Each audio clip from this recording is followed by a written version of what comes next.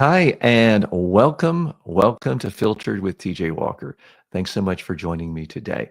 Let's dive right in. On Filtered, we start with a $54 million goodbye in Baton Rouge. LSU is paying Brian Kelly a fortune not to work while students and taxpayers pick up the tab.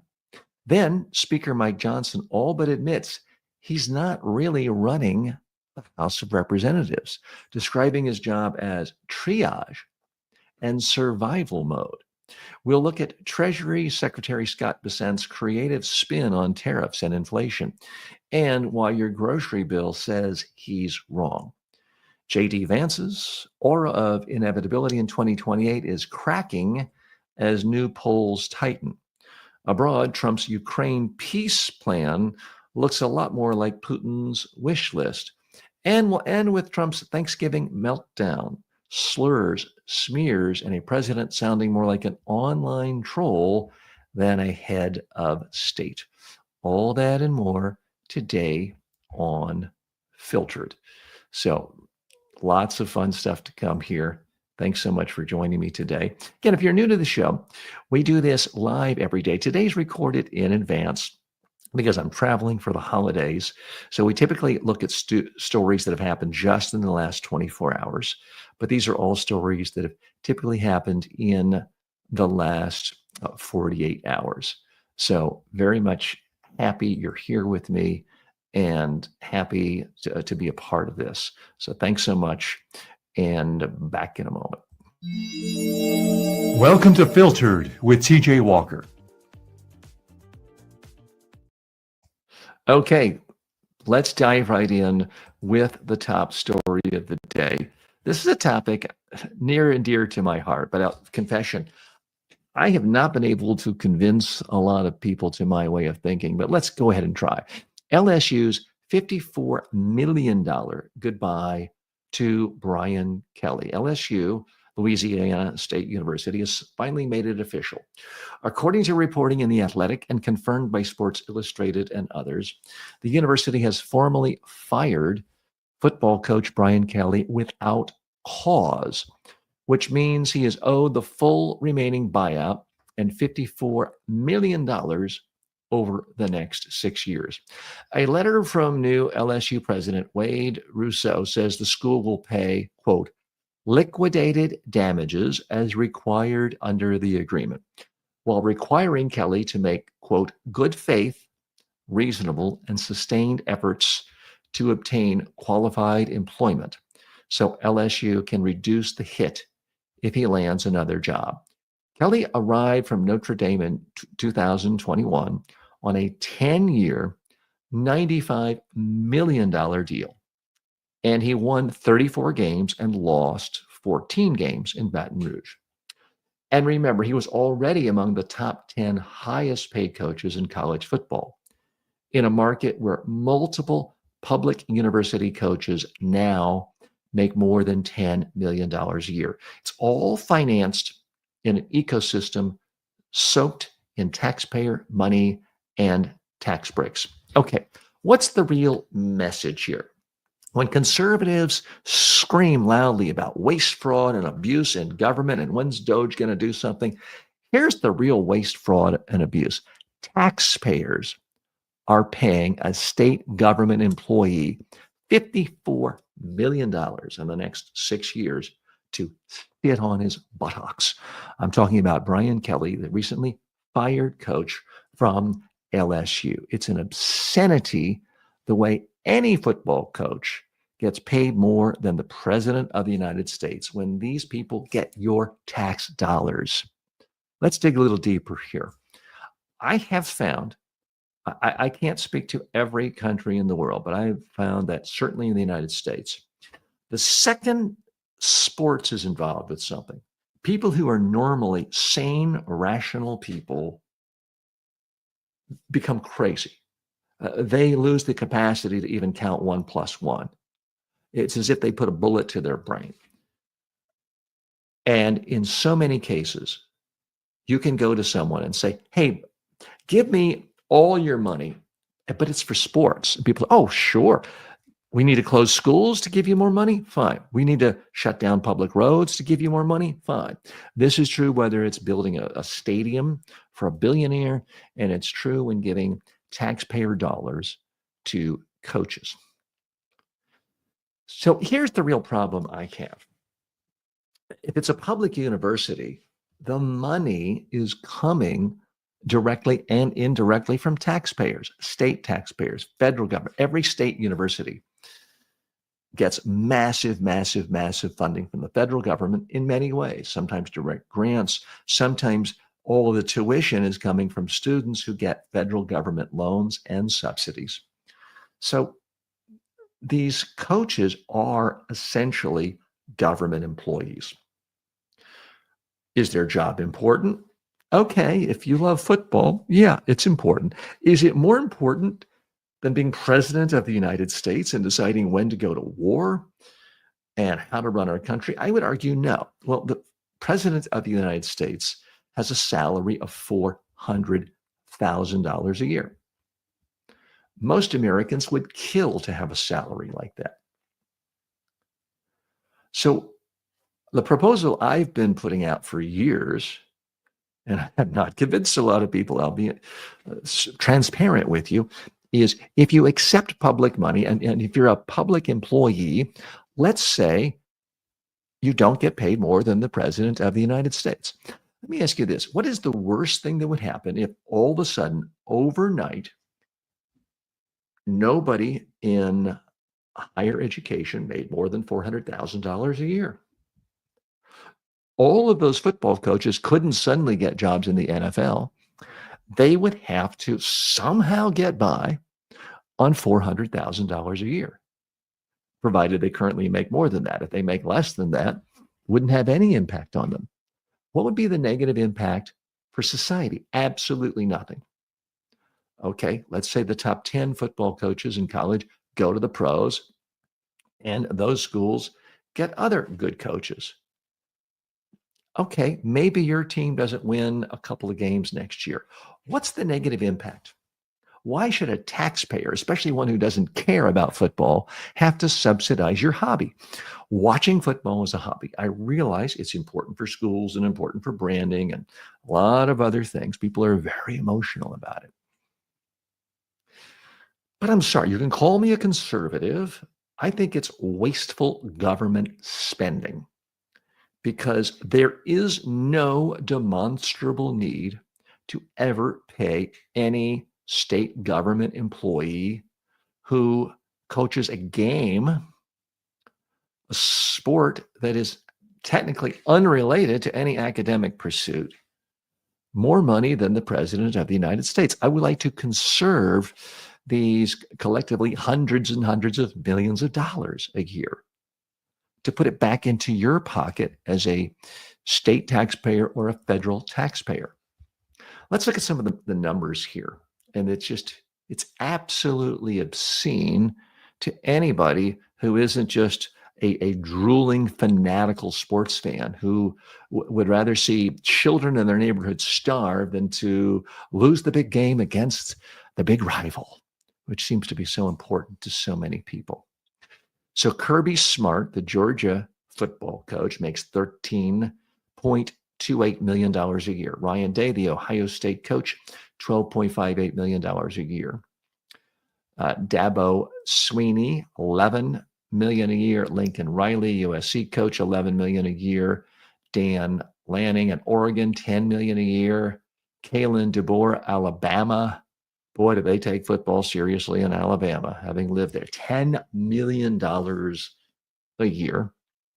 Bill Belichick, $10 million a year to coach the University of North Carolina. Now, he needs the money. I mean, if you're a 150-year-old man dating a 24-year-old, I guess you need a lot of money because how else are you going to get the 24-year-olds, okay? So, look, folks, this is obscenity. And I get sick and tired of people telling me, yeah, let's cut government waste. Yeah, let's cut out the funding from USAID. God forbid we spend $2 a day keeping someone in another part of the world alive or giving them a couple of crumbs of bread.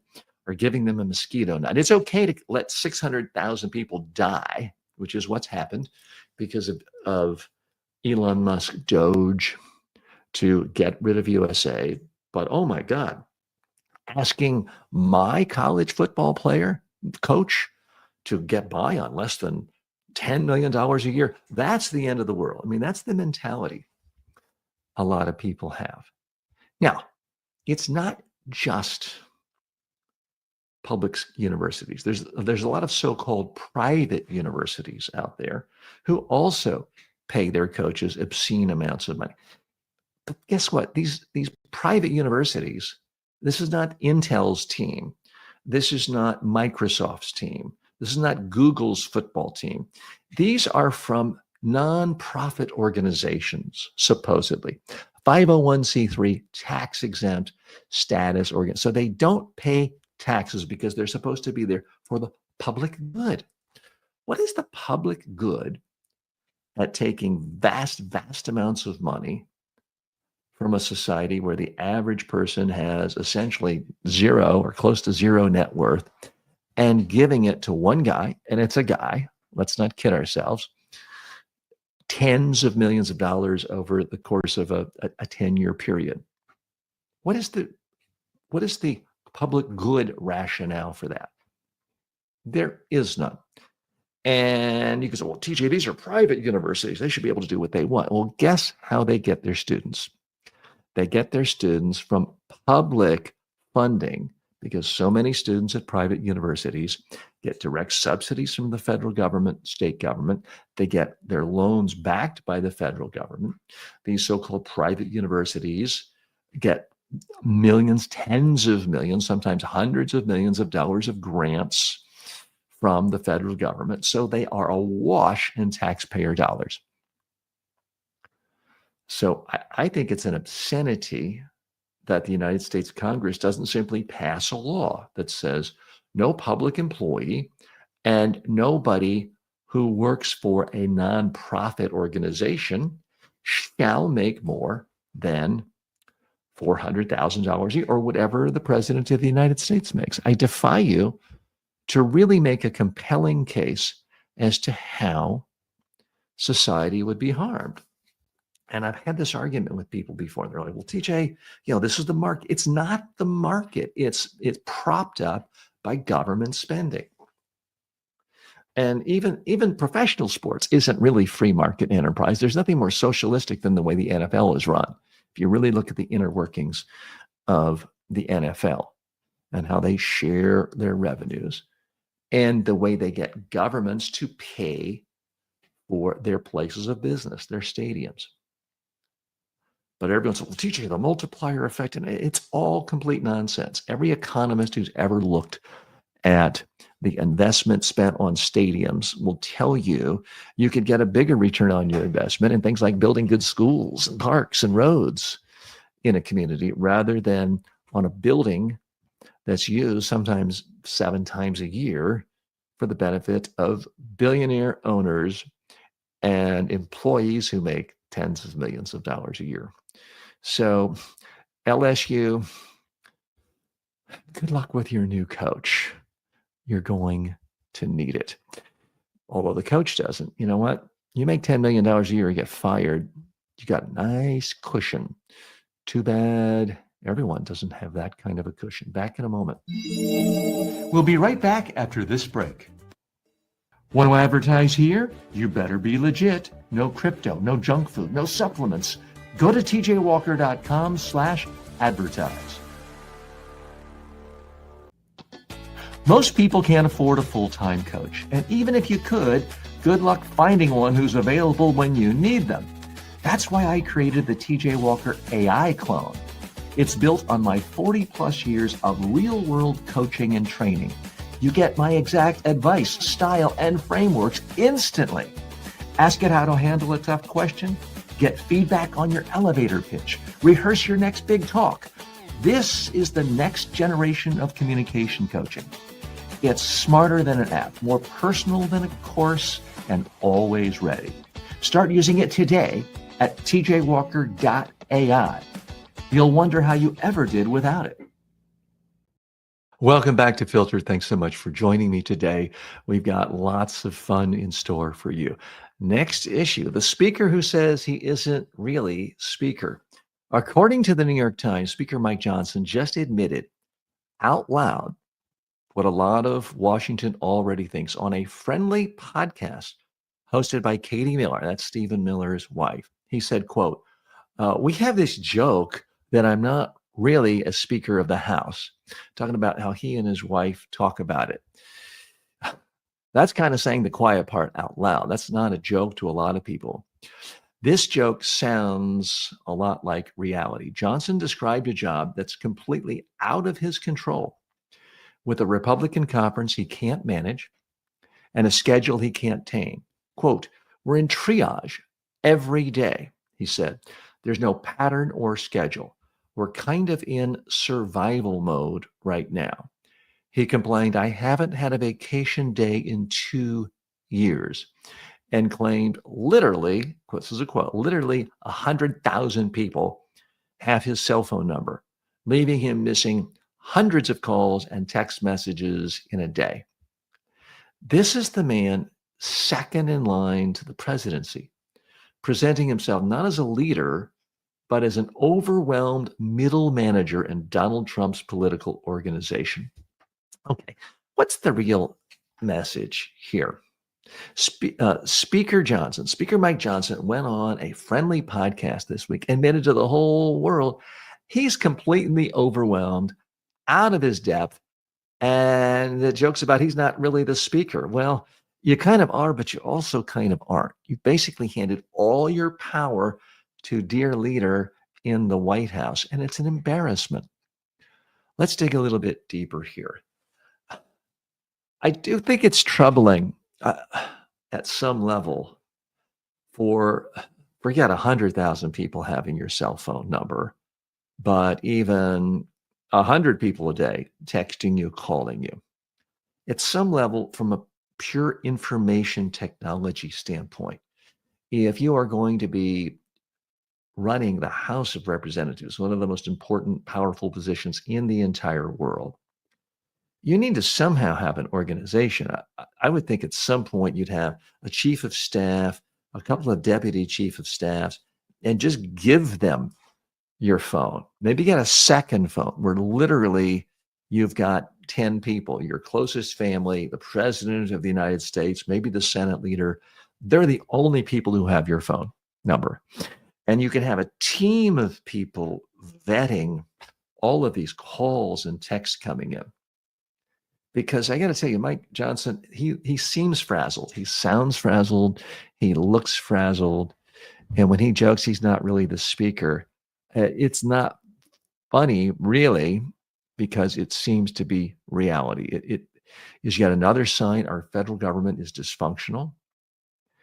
And it just seems like he is out of control. And he doesn't have any sense of what he's doing. He describes himself as a firefighter, always answering late night crises. And I understand you don't get to be Speaker of the House because you want a typical 9-to-5 job. I'm not suggesting that. But if you're the Speaker of the House, you could certainly have a couple of really energetic, bright 28-year-olds who need almost no sleep, where they could be monitoring calls coming in. There needs to be some choke point that isn't just the one individual cell phone. Now, I'm a little older than the speaker, I believe, but I got to tell you, I have difficulty managing things just on a cell phone. I want it to come to my desktop. Sometimes I even print things out. I can't imagine the sheer volume. You got 189 voicemails. How do you even find the time to listen to them? How do you find the time to read them? It just speaks ill of how our government is running now. And Mike Johnson was never anybody's first choice to be Speaker of the House. He got this position because there's so many warring factions among the majority of the House that everyone else was sort of chewed up, spit out. And he was kind of last man standing. But he does not enhance his reputation or his power by saying, he basically jokes that he's not even the speaker. This is an opportunity for others to say, I'll take the power. If he doesn't have the power, I'll take it myself. What's the real lesson for you and for me? All of us, I think, have to come up with some system for simply information management. I don't purport to have a foolproof system. I mean, one thing I try to do, though, is I look at any message once and figure out where to put it. If an email comes in, it's not that I'm on it every 2 seconds responding instantly, but certainly by the end of the day, I try to have deleted every email or filed it somewhere. The ones I need to answer, I try to answer same day. Deleting most of them, putting as many messages as possible into spam or unsubscribing, not giving out email in the first place. If a text comes in, I try to do it on my time so my brain doesn't become frazzled. I mean, this guy, Mike Johnson, seems really frazzled. No vacation in 2 years. You don't think clearly in a situation like that. So I'm a big believer, you've got to have some digital detox time. I try to go for a walk every day, as I did yesterday, as I hope to in just a moment, and leave my cell phone alone at home. Turn it off, leave it at home, go for a walk. Went to the movies last night. I didn't put my phone on vibrate. I literally turned it off. Watched the new Wicked movie with my family. Everyone enjoyed it.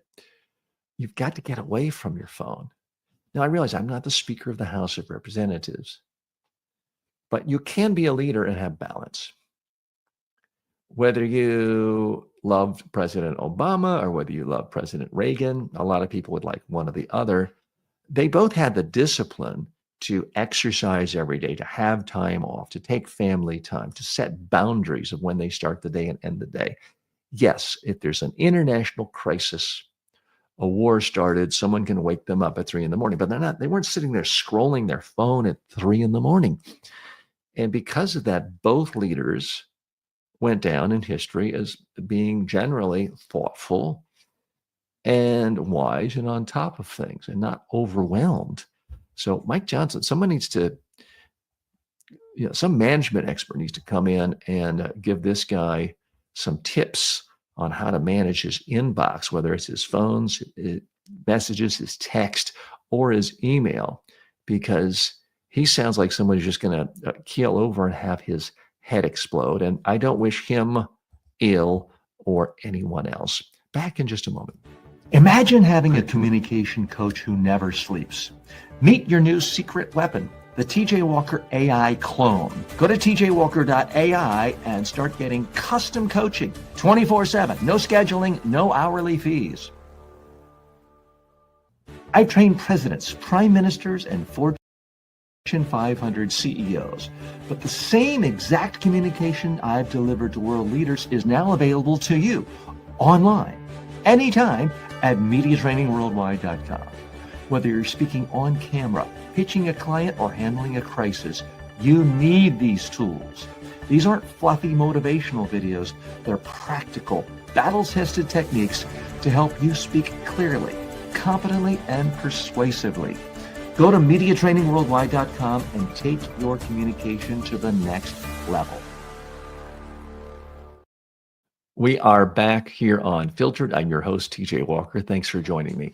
Bessent spins tariffs while prices stay high.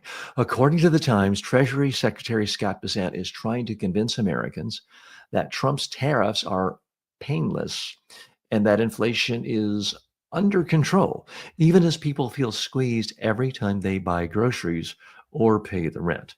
On Meet the Press, Bessent brushed off concerns, saying, so inflation hasn't gone up, and even suggested unhappy consumers should, quote, move from a blue state to a red state if they want lower inflation. Okay, here's a reality check. The latest official consumer price index shows prices up 3% over the last year through September 2025. A year earlier, that 12-month increase was roughly 2.4%. Now, remember, that was supposedly the big reason everyone couldn't stand Biden, and Trump was going to come in to slay this monstrous 2.4% inflation. Well, it hasn't gone down. It's gone up to 3%. So inflation has risen, not fallen on Trump's watch. Bessent used to call tariffs inflationary, like most Wall Street guys and most economists. Scott Bessent said, no, you shouldn't have tariffs. They're inflationary. In fact, he warned people before Trump took office, don't worry, he's not really going to do this tariff thing. Now he calls them, quote, a melting ice cube, and tells Americans that access to cheap goods is not the essence of the American dream. Okay, imagine if Biden had tried that. For families staring at higher prices, that sounds like a lot less like economics and more like gaslighting. Okay, what's the real message here? Scott Bessent spent his career saying, tariffs are bad, tariffs are bad. Now he's saying, not that bad, and there's more to life than buying stuff. Oh, and by the way, if you don't like inflation, move to a red state. This is obtuse, to say the least. And if you're a billionaire like Scott Bessent, you can move yourself, your husband, and your children any place in the world. You can move to Florida. But for most Americans, just getting by, just barely paying rent, just barely paying for the groceries, and seeing inflation take more out of their pocketbook, they can't afford to just pick up and move to a cheaper state. That costs a lot of money. Let's go a little bit deeper here. Fox News polls show that 76% of voters rate Trump's economy as bad. This is a Fox News poll. So you can't just say, well, that's MSNBC or that's the liberal news media. This is Fox reporting this. Now, economic issues and things like inflation are tough for any politician of any party. Biden tried to make the case that, hey, inflation's gone way down. It did go down to 2.4% in his last year. People didn't care. It was still above 2%, which is kind of the magic threshold for the Fed and others. And it had been higher earlier in his administration. And he made the case that, hey, inflation's lower here than most of Europe. Didn't persuade anybody. But now we're seeing Trump with the same kind of problems, trying to spin this. To see his Secretary of the Treasury say something as lame as, oh, you don't like inflation? Move. Moving is simply beyond the ability of tens of millions of Americans for economic reasons. One, they don't have a job in a red state. If they've got a job that pays them, $35,000 a year working, let's say, security at a local bank, and they're just barely able to pay their rent or their mortgage, they can't just say, oh, well, taxes are lower in Texas and Florida, I'll move there. They don't have a job, number one. Number two, to move, even if you don't have a lot of possession, even if you don't want to take anything, you still have to have first month, last month deposits for new apartments. If you're buying a house, well, there's tons and tons of expenses there. If you're selling your house, there's expenses. So you're either moving your stuff, so you have moving expenses, or you're getting rid of all your stuff. You got to move to a new city and buy all new stuff. Again, if you're someone like Scott Bessent, if you're a Wall Street wizard and you're worth 500 million or $1 billion, as Bessent is supposedly worth, it's no problem. It's pocket change to move. And if you're someone in his situation, you probably already own 5 homes anyway, and you can just declare residency in the least expensive state. But that is not the life of most Americans. Most Americans have one home or one apartment, and they're living on a very thin margin. Tens of millions of Americans are about $300 away from being insolvent. So when they hear a glib billionaire say, oh, just move to a red state, I think it comes across as pretty callous, not particularly persuasive, and is one of the reasons why the Trump administration is quickly losing its political support and its favorability on the economy. Now, it is true, an extraordinarily high percentage of Republicans still support Donald Trump. There's no doubt about it. But his primary reason for support by so many voters last year was the sense that he was better on the economy. He was better for things like inflation. He was going to solve inflation where there's those bad old liberal Democrats, those radical left Democrats were somehow loving inflation. They wanted to go to 10 or 20%. Again, according to the most recent impartial, unbiased sources, inflation last year was 2.4%. It's 3% this year. For some things like turkeys, it's gone up even higher. Are you feeling inflation? Go ahead, let me know. Post your comments here. We are recording this today. We're not live other than for my friends on TikTok. So if you are watching this, even if it says live, we're not live today. I'm recording this on Friday, November 28th. But please leave your comments. I do respond to all comments in our review, comments on every social media platform. More in just a moment. We'll be right back after this break. Want more? Grab my 5-book success library for $9.95 at tjwalker.com/books. It's the fastest way to level up your communication. Imagine being the most confident person in the room, whether you're on Zoom or on stage. That's what thousands of professionals are learning to do right now through my online communication courses. At Media Training Worldwide, you can access my complete training library on demand, affordable, and actually effective. Whether you're preparing for media interviews, client presentations, or TED-style talks, I've got you covered. Check it out, MediaTrainingWorldwide.com. You'll never wing it again. Welcome back to Filtered. I'm your host, TJ Walker. Let's move on to some more political news, this time involving the Vice President of the United States, JD Vance. He's in the news. According to Newsweek, the once inevitable, that may be a bit of a stretch, but the once high polling JD Vance is starting to look a little less inevitable when it comes to 2028.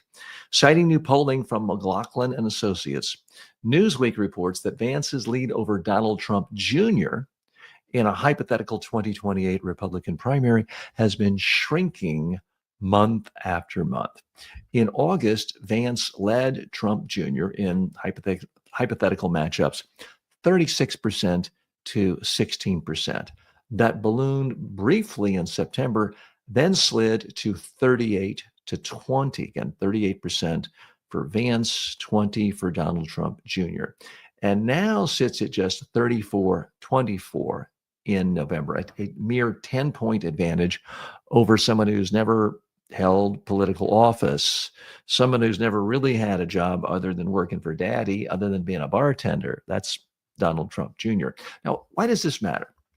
Because Trump can't run again in 2028, barring a complete destruction of our democracy, which has been talked about on a regular basis, and a dismantling of our system of government. But if we keep any semblance of a constitutional democracy, Trump won't be running in 2028, and he won't be in the White House in 2029, other than as a visitor.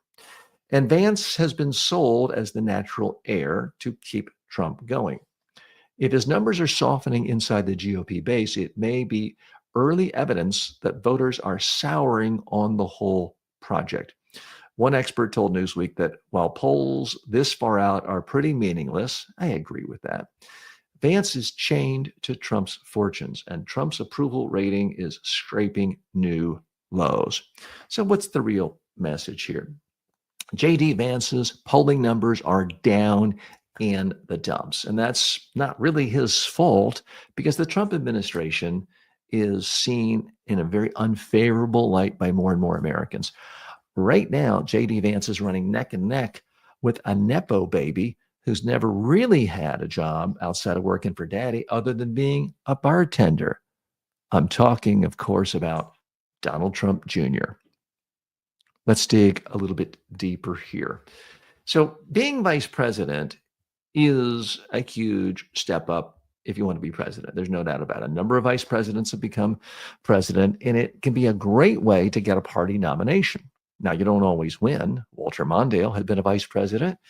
He got the Democratic nomination in 1984. It didn't turn out too well in the general election. Doesn't always work that way. Dan Quayle was the vice president under George Herbert Walker Bush. He ran for president and came in about last place. Not a good presidential campaign. But George H.W. Bush is the most recent example of someone who was vice president and went on to become president. Now, Ronald Reagan was a fairly popular president. Sometimes people overstate how popular he was, but still pretty popular. The economy was in pretty good shape in 1998. Excuse me, not 1998, 1988. And George H.W. Bush won. What is going to be the perception of JD Vance in 2028? I would argue, and this is not exactly groundbreaking analysis, it's going to be based on the perception of the Trump administration. If the whole country, or at least a sizable plurality, thinks the Trump administration has been great and that the economy is great, then yeah, JD Vance should do very well. He'll certainly have all the money he needs because JD Vance is really, really good at sucking up to right-wing tech billionaires, the Peter Thiels of the world. They love him. He is seen as their boy. And barring some epic disaster, I can't imagine him not having all the money he needs to run a successful or at least a very credible campaign for the Republican nomination for president in 2020. Again, if we actually have elections. But will they matter? Now, the advantage Donald Trump Jr. has is people can say, well, I like Trump and I like the way he speaks out and says strong, vicious things, says whatever he wants, calls it like it is. Donald Trump Jr. is like that. He has that advantage, and yet any bad policies, Donald Trump Jr. could say, I don't have anything to do with it. I'm just a private sector guy. So there is that advantage of Donald Trump Jr. The problem, of course, is Donald Trump Jr. is very untested. He's never run for anything. He's never hosted his own primetime show on NBC. He's really never done anything that I'm aware of that suggests he has any talents or any skills or any accomplishment to his name other than his name. Could that be enough? It certainly could be.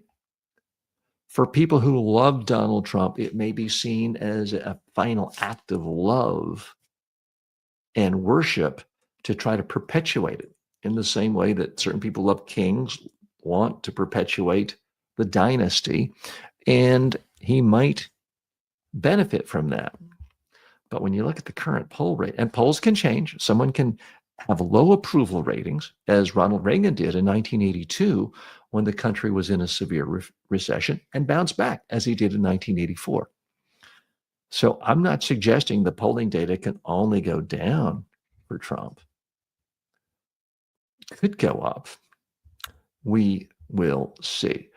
Let's look at some more data points. An Economist YouGov poll recently put Trump's net approval at about minus 19%, his lowest since returning to office. And analyst Mark Shanahan says Trump has to be in lockstep with the president. So if Trump numbers tank, so do Vance's. Now, speaking of vice presidents, I guess it says something that I almost forgot about Kamala Harris. Obviously, she was the vice president under Vance. And yes, it helped get her the nomination. It was basically handed to her. Didn't seem to help that much in the general election because anyone who didn't like Biden voted against Harris. So being a vice president generally only helps if you were the vice president for someone who was a popular president. Richard Nixon almost became president in 1960 because he'd been the vice president for Eisenhower, who was a popular president in the 1950s. It still wasn't enough to make Richard Nixon win, although it did have the ID, the name ID helped him, where he eventually did get the nomination in 68 and win the presidency in 68. So I don't think you can ever discount the power and the impact of being a vice president, but it doesn't help that much if people don't like the top name. We'll be following the ins and outs of JD Vance and the messages of all the campaigns as we get closer to 2028 plus 2026. But in some sense, the ability for a vice president to do independent messaging is hampered if they are running while still serving as the vice president of a current administration, because the messages and the actual successes and failures of that current team is always going to be what people associate, not anything else, with new messages from the candidates. More in a moment on what's going on, what's really going on in these so-called peace agreements in the Ukraine. Imagine having a communication coach who never sleeps. Meet your new secret weapon, the TJ Walker AI clone. Go to tjwalker.ai and start getting custom coaching 24/7. No scheduling, no hourly fees. I train presidents, prime ministers, and Fortune 500 CEOs. But the same exact communication I've delivered to world leaders is now available to you online, anytime at MediaTrainingWorldwide.com. Whether you're speaking on camera, pitching a client, or handling a crisis, you need these tools. These aren't fluffy motivational videos. They're practical, battle-tested techniques to help you speak clearly, competently, and persuasively. Go to MediaTrainingWorldwide.com and take your communication to the next level. Welcome back to Filtered. I'm your host, TJ Walker. According to the New York Times, President Trump's latest 28-point peace plan for Ukraine blindsided Europe and thrilled the Kremlin. European leaders first learned about it from headlines, not from Washington, and then scrambled to Geneva to claw their way back into the talks. The plan, as leaked, would let Russia keep more Ukrainian territory than it currently controls. It would block Ukraine from ever joining NATO and even freeze billions in Russian assets that Europe wants to use, or unfreeze billions that Europe wants to use to help Kyiv.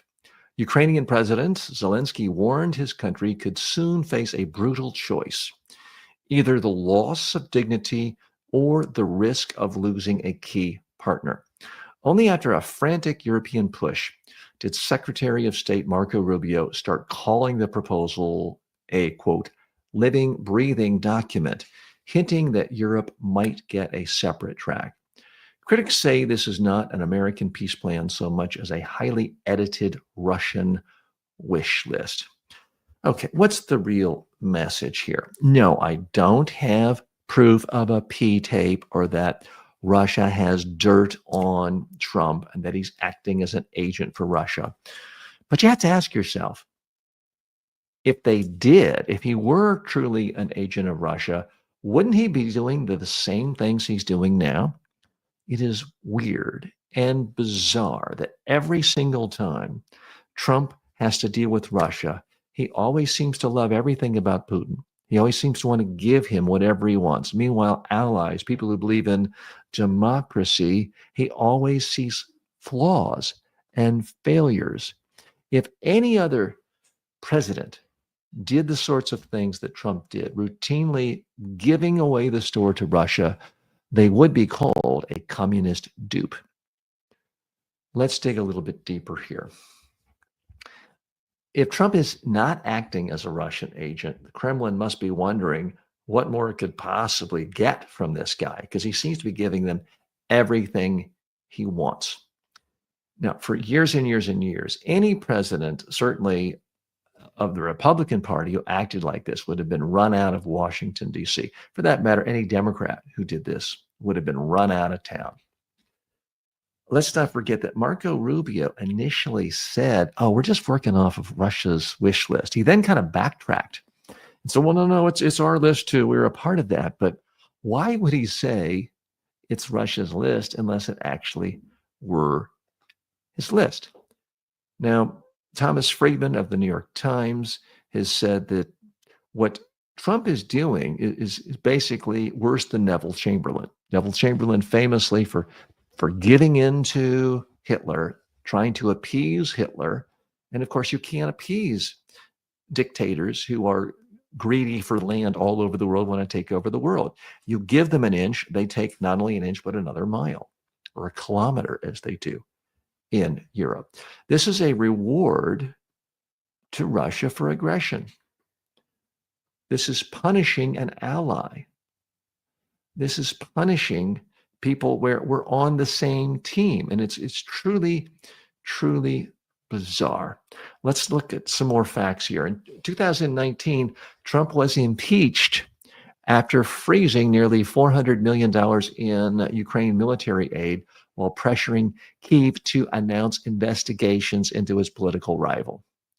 There's been so many. We forget about these impeachments because when you're a felon and you're committing new atrocities every day, it's hard to keep up. But yeah, there was a time when at least members of the House of Representatives had some sort of moral clarity, and they impeached Trump for how he dealt with the Ukraine and the sleazy, absolute sleazebag things he did to that country for his own political gain. Now, he's not trying to get the Ukraine to investigate any political opponents that we know of, but what is he trying to do? Now, in that same year, he told G7 leaders that Crimea is Russian because everyone there speaks Russian. Now, this is a talking point directly from the Kremlin. Guess what? Russian is spoken in a lot of former Soviet Union countries that broke away for independence because they wanted democracy. So we see Trump again and again and again using Russian talking points. Russia state TV celebrated these Crimea remarks with on-air boasts that Trump is ours, treating his comments as a propaganda coup. Well, they were right. Sometimes a propaganda outfit is correct. And in this case, they were. In 2016, Trump's team helped soften the GOP platform so it would not call for arming Ukraine against Russia, breaking with decades of Republican hawkishness. Trump has repeatedly called NATO obsolete. Really? And reportedly discussed pulling the U.S. out of the alliance. Well, now he did discuss that, and remember, prompting Congress to pass legislation trying to block an exit. On the eve of Russia's full-scale invasion, Trump praised Putin's move into eastern Ukraine as very savvy and a genius strategy.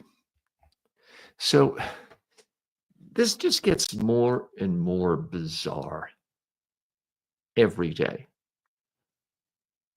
The way history has been rewritten is that just because investigations couldn't find any one document or any one testimony saying, yes, Trump is a complete, total agent under control of Russia. We have videotapes of him committing illegal acts.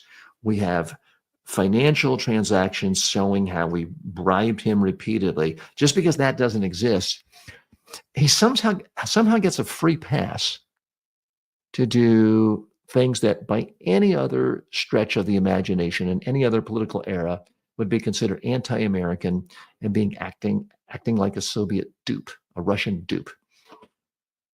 And yet he gets away with it because there's not some threshold up here showing an actual payroll where he's on the payroll from them.